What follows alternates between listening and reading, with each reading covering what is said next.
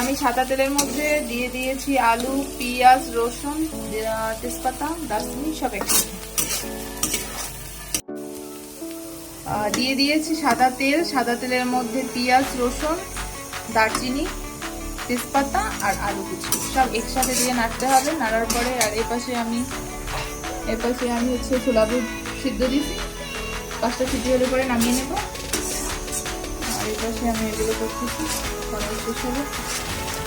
এখন দিয়ে দেব একটু লবণ, সামান্য লবণ দিতে হবে।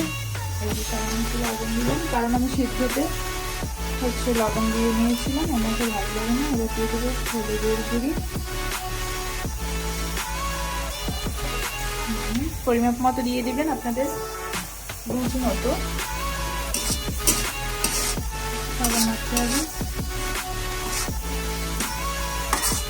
আমি এলাচটা হচ্ছে স্কিপ করছি, ওটা নামানোর সময় গুঁড়ির সাথে দিয়ে দেবো, তো দারচিনি আর এলাচের গুঁড়ো একসাথে করে ওটা দিয়ে দেবো। এখন দিয়ে দেবো সামান্য জল, সামান্য পরিমাণ জল দিয়ে দিলাম। এখন একে একে করে এটার সাথে মশলাগুলো সব দিয়ে দেবো, যেমন একটু জিরার গুঁড়ো আর ধনে গুঁড়ো আমার একসাথে মিক্স করা হয়েছে, এগুলো দিয়ে দেবো। এখন দিয়ে দেবো আমি হচ্ছে জিরার গুঁড়িটা আর ধনে গুঁড়ি একসাথে আছে মেশানো, একসাথে দিয়ে দেবো। খুবই অল্প পরিমাণে রান্না করবো, আমার একটু বেশি লাগবে।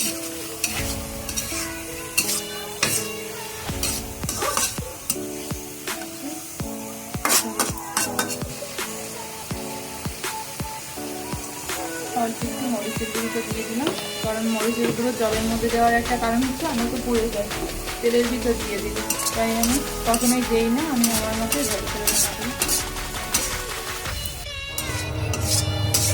এবার আমি হচ্ছে এই ছোলাগুলো দিয়ে দেবো।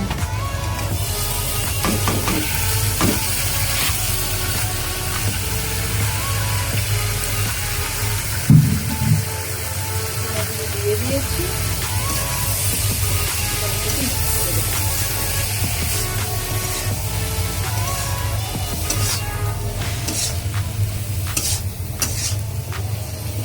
আমার রান্না হয়ে গেল রোজার ইফতারের সালাদ।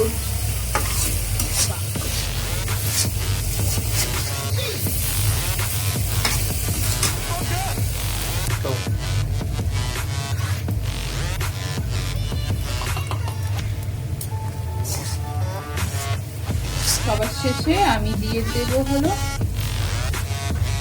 দারচিনি আর হচ্ছে এলাচ মেশানো